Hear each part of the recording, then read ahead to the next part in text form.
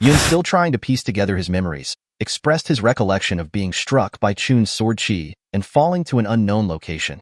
Startled by a rustling sound, he called out to identify the source. To his surprise, Kwang appeared, calling out his name. Confused, Yun couldn't help but wonder when they had become so close. Kwang informed him that Yun had been unconscious for the past few days. Shocked by the realization, Yun exclaimed at the passing of so much time. Kwang handed him something, prompting Yun to inquire about its contents. Kwang, nonchalantly grabbing a worm, assured Yun that despite their appearance, they tasted quite good. He explained that he had consumed many of these worms during his training in the cave, suggesting that Yun could eat them without worry. Yun, taking in the information, simply replied, "I see." As he processed the situation, Kwang, with a mischievous tone, suggested grilling the items they had found. Yun, observing his actions, marveled at Kwang's ingenuity, using his finger as a lighter. He questioned if Kwang intended to use the piece of paper as firewood. Concerned about the potential destruction of valuable items, Yun hastily intervened, running to the fire and using his sword to prevent it from engulfing the objects. Surprised by Yun's actions, Kwang demanded an explanation for his interference. Yun realized the significance of the paper he had seen. It turned out to be a map, marked with scales and symbols indicating distances and locations. Yun's knowledge about measuring distances on maps and corresponding distances on the ground helped him recognize the value of the discovery. Kwang, holding worms, suggested grilling them quickly, but Yun emphasized that the bugs were not their current priority. Kwang turned away, acknowledging his hunger. Yun contemplated the mystery of the astral phantom thief, pondering the significance of the trap mechanisms, arrays, and the detailed map they had discovered. The map seemed to outline the cave's layout, but also hinted at a city. Kwang noted the map's resemblance to both the cave and a city, sparking curiosity about a potential city in the area. Yun questioned the possibility of a city having existed there, adding intrigue to their exploration of the tomb. Kwang remarked on the map's numerous blank areas, making it difficult to determine their exact location. Yun, surprised, questioned if Kwang knew where they were at that moment. Kwang, nonchalant, responded by pointing out that they were right there, in that specific spot. Curious about how Kwang could be so certain, Yun inquired further. Kwang explained that by extending their inner chi through their feet, they could gain a rough sense of their surroundings. This remark amused Yun, comparing Kwang to a bat with its echolocation abilities. Kwang stumbled upon a set of wooden planks and realized that they were the secret manuals that the Wudong sect had gone to great lengths to obtain. He expressed satisfaction, feeling that those who had been greedy for these manuals deserved their misfortune. Turning to Yun, Kwang showed him the manuals and remarked that it seemed the greedy individuals had not obtained anything valuable. Yun, realizing their true nature, these fake manuals were actually prepared by dark agents. While initially granting immense power, they eventually led the user to be consumed by their inner demons, turning them into demonic martial artists. Curious about the existence of other secret manuals, Yun inquired if there were any others besides the ones they had found. Kwang replied that there were none. The heavenly thundercloud cultivation technique, which Q had stolen in the novel, was not among the discovered manuals. This absence meant that the main storyline of the novel remained unchanged. Q, due to his inability to control the technique, had succumbed to chi deviation and became crippled. Meanwhile, Kwang was grilling the bugs and worms they had found. Unaware that the manuals were fake, he decided to burn them. Yun, observing this, wondered if Kwang's lack of greed was due to his role as the protagonist. Kwang, inviting Yun to join him, suggested they share the meal together. As Kwang and Yun continued their journey, Yun couldn't help but wonder about their current location. The taste of the bugs he had eaten still lingered, causing some discomfort. Suddenly, Kwang excitedly announced that he had discovered a secret path. Yun, surprised, couldn't recall this path from the novel. He couldn't help but think that Kwang's luck as the protagonist was remarkable. Eager to explore, Kwang urged Yun to follow him. They descended a set of stairs, the path leading them further into the depths of the tomb. As they proceeded, they noticed a faint light illuminating their path, offering a glimmer of hope in the darkness. As Yun marveled at the existence of the city, noticing the paved roads and waterways, a sudden growl echoed through the surroundings. They realized that it was coming from a subterranean monster lurking nearby. In a panic, Kwang and Yun quickly sought a hiding spot, hoping to evade the creature's attention. As they hid, Yun cautiously reached for his sword, preparing to defend himself. He wondered why a subterranean monster from the heavenly demonic cave would be present in this place. However, Kwang swiftly stopped Yun from unsheathing his sword, leaving Yun confused by his actions. The monster drew nearer, its presence looming dangerously close to their faces. Yun couldn't help but question Kwang's rationale in this critical moment. As the monster approached, opening its mouth wide, Yun couldn't help but feel a sense of danger.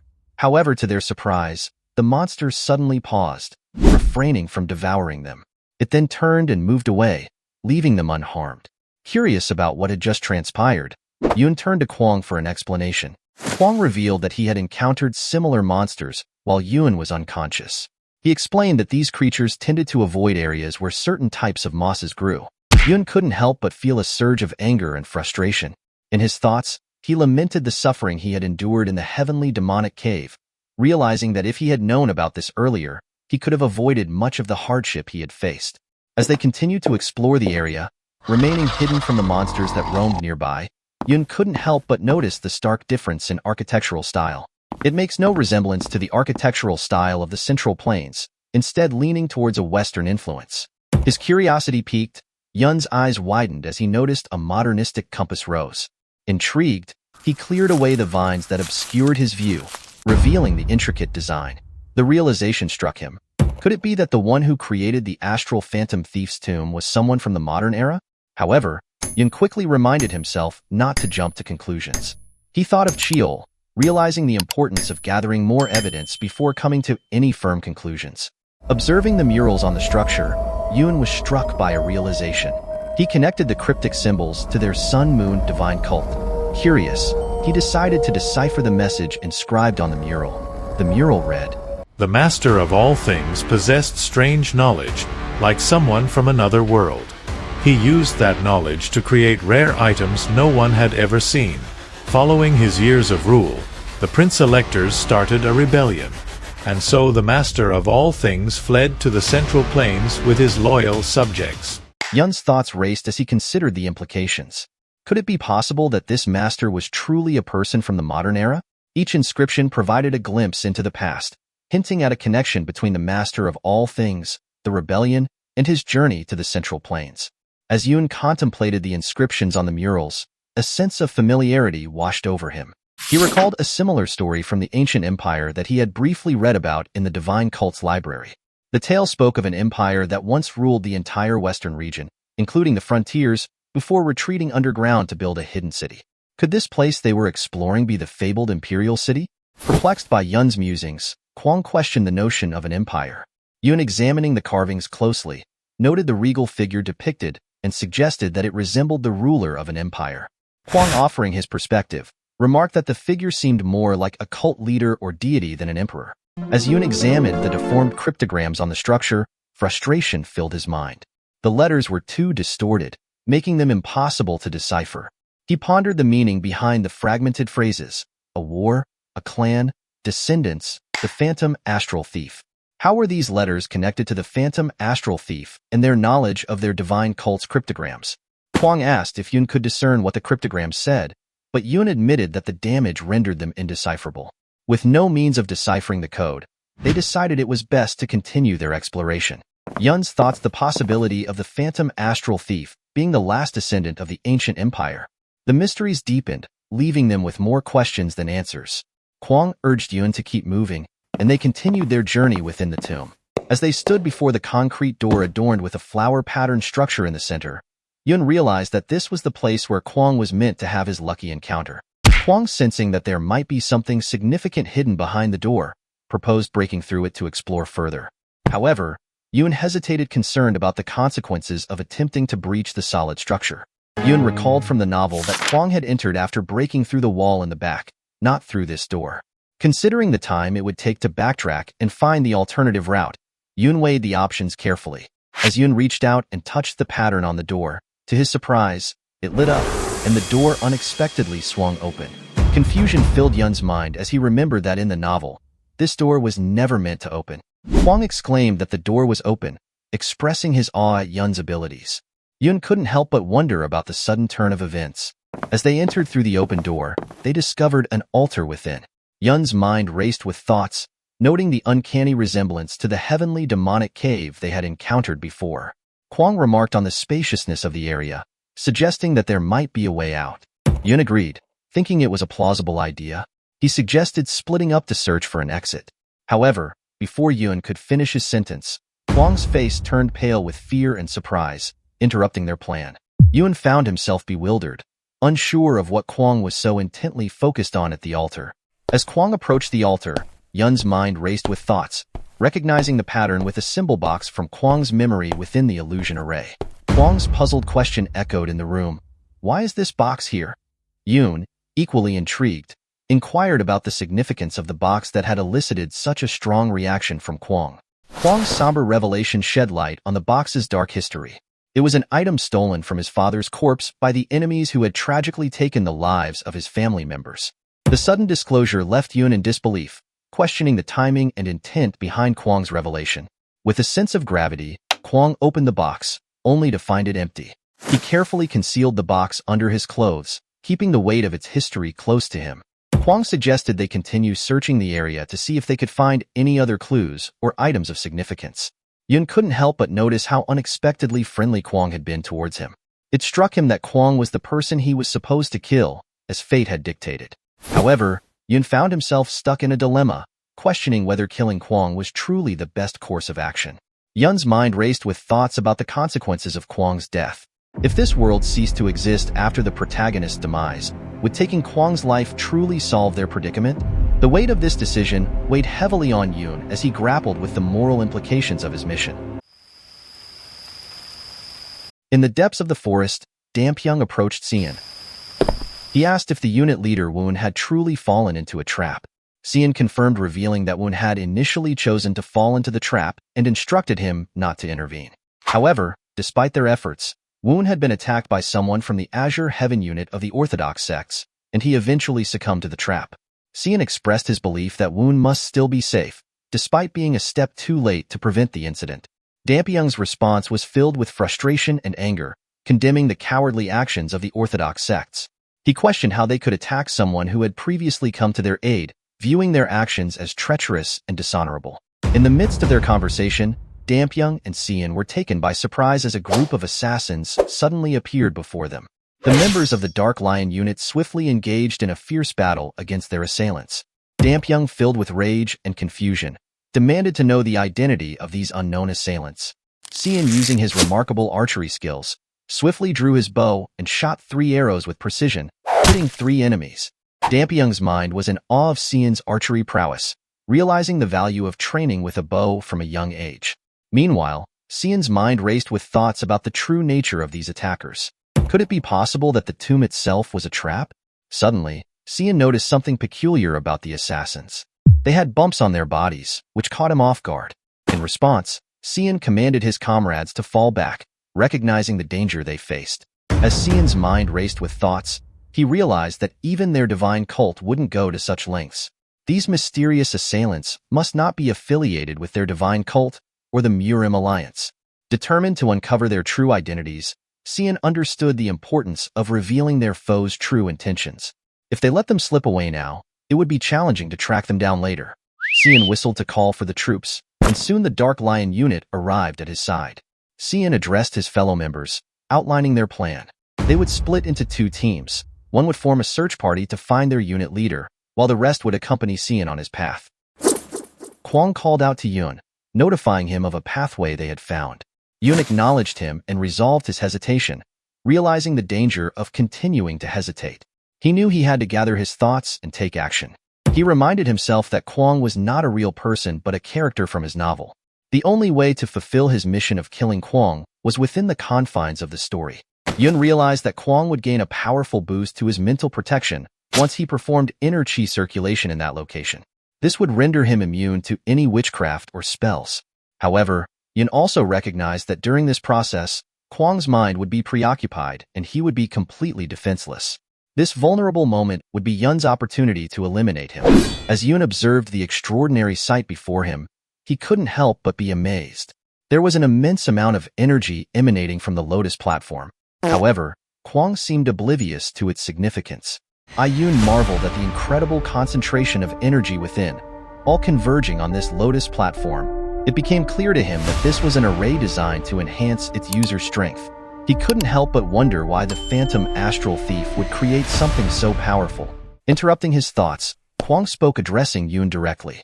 He revealed that he was a successor of the White Sword martial god. Yun agreed in the future that he had witnessed. 200 years ago, the White Sword martial god had been the greatest martial master in the world. Kwang turned to Yun and inquired if he knew what the final moments of the White Sword martial god were like. Yun is unsure of the details. Kwang then revealed that the White Sword martial god had actually lost a duel against someone. Yun couldn't believe it. The White Sword martial god, known for possessing the strongest martial arts, had suffered a defeat. It seemed impossible. Kwang explained that this information was recorded in the martial god's own writings. However, the identity of his opponent was not recorded. What was even more astonishing was that the opponent was a young man barely over 20. Yun was in disbelief, wondering who could have defeated the legendary White Sword martial god. Kwang shared that according to the records, the young martial artist possessed martial arts skills and knowledge that were completely unfamiliar to the White Sword martial god. It was as if he came from another world, utilizing techniques that the martial god had never encountered before. Overwhelmed by curiosity, Yun shook Kwang's shoulder and pleaded for more information about this mysterious martial artist. Eager to share, Kwang hesitated for a moment before agreeing to tell Yun everything he knew. As the stone door suddenly opened, Yun and Kwang swiftly drew their swords, ready to defend themselves. A ninja blade flew through the air, but Kwang skillfully parried it with his own sword. They demanded to know the identity of their attackers. An older man wearing a mask, accompanied by a group of assassins, responded by questioning how Yun and Kwang had managed to enter the area. Fear and confusion gripped Yun's mind as he recognized the mask. The man before them was a mid-boss level character who only appeared in the later half of the novel. This encounter defied the storyline, as Kwang had not encountered anyone during his supposed lucky encounter. Yun's thoughts raced, considering the possibility that his presence as the reader and his actions in opening the door first had caused this deviation from the novel's plot. The masked man, identified as the Blood Heaven's divine monarch, issued orders to capture Yun and Kwang alive. Enemy assassins lunged at them, launching their attacks. However, Kwang skillfully wielded his sword, swiftly defeating their assailants. The masked man watched in awe as Kwang displayed his remarkable swordsmanship. Kwang, taking advantage of the situation, asserted his authority. He demanded answers from the masked man, emphasizing the importance of honesty, or else he would not hesitate to take his life. Kwang, determined to get answers, offered mercy to anyone who could provide information about the mysterious box. However, the masked man, armed with sharp nails as weapons, refused to comply and launched an attack on Kwang. In a shocking turn of events, the assassins, shouting allegiance to the Sun Moon Divine cult, plunged their blades into their own chests. Yun couldn't comprehend the madness of their actions, feeling a sense of disbelief and alarm. Realizing the danger Yun was in, Kwang's mind raced. He knew he had to act quickly to assist his companion. Suddenly, an explosion erupted, adding to the chaos of the situation. Amidst the chaos, Kwang urgently called out to Yun, ensuring his well-being. Yun, realizing the poisonous nature of the assassin's blood, expressed his frustration and anger towards them. He recognized the dire situation they were in. The current Kwang was not yet strong enough to defeat the masked man, who appeared to be a formidable opponent. Yun understood that it would only be possible for Kwang to emerge victorious against this character when he became much stronger in the future. As the masked man and Kwang continued their intense battle, the masked man expressed his confusion. He couldn't comprehend how a person was able to use martial arts that shouldn't be used and had entered a place that should not have been opened. He marveled at Kwang's ability to deviate from the predetermined course of events.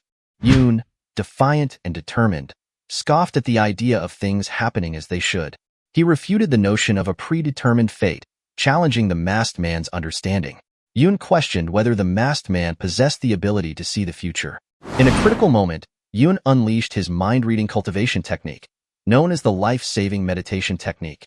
With a focus on seeing through the enemy's plans, Yun attempted to read the masked man's mind. However, to his surprise, he couldn't perceive anything. The masked man had somehow blocked his mind-reading ability.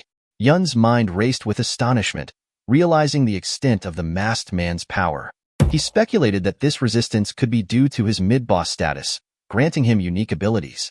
As the masked man launched another attack, Kwang swiftly defended himself.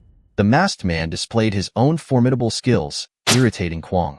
Sensing the danger, Yun called out to Kwang, urging him to be cautious. To Yun's surprise, the assassins turned their attention towards him, launching an attack. Realizing the urgency of the situation, Yun prioritized his own survival. He tapped into the power of the heavenly demonic divine art, wielding his two swords skillfully. In a swift and decisive move, Yun defeated the enemies, protecting himself and demonstrating his own strength amidst the chaos of the battle. In the midst of the ongoing battle between Kwong and the masked man, an explosion shook the surroundings. However, Yun's attention was quickly diverted as the masked man appeared before him. The masked man addressed Yun, questioning if he hailed from Xinjiang. He accused Yun of being the one who had disrupted the prophecy and caused trouble in Xinjiang. Yun's mind raced with disbelief, realizing the intense killing intent emanating from the masked man. The intensity of the situation made it difficult for Yun to catch his breath. The masked man, driven by his belief that Yun had disrupted the prophecy, was determined not to let him live. He launched an attack towards Yun, who felt the weight of imminent danger. Fear gripped Yun's mind as he realized the severity of the situation. He believed that his life was hanging by a thread. In his desperation, Yun shouted out, uttering the words "grand plan," hoping to find a way out. The masked man, intrigued by the mention of the name, questioned Yun about how he knew of it. Yun, unsure of how to respond, replied with uncertainty. The masked man responded with a powerful strike, using his claw-like weapon, causing Yun to fall to his knees in pain. The masked man demanded that Yun reveal how he had come to know about the name. He promised Yun a painless death if he complied. However, Yun, determined to protect whatever secrets he held, refused to give in. The masked man prepared to strike at Yun once again. Xian and Dampyeong continued their search for Woon, their unit leader. Xian expressed frustration, wondering what had happened to Woon.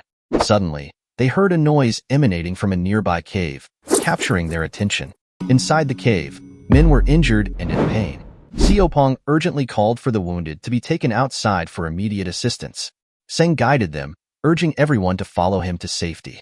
Amongst the chaos, Chun pulled out a manual from his chest. It was the Heavenly Thunder Cloud Cultivation Technique. With this unexpected acquisition, Chun realized that he now had the power to completely destroy Kwong.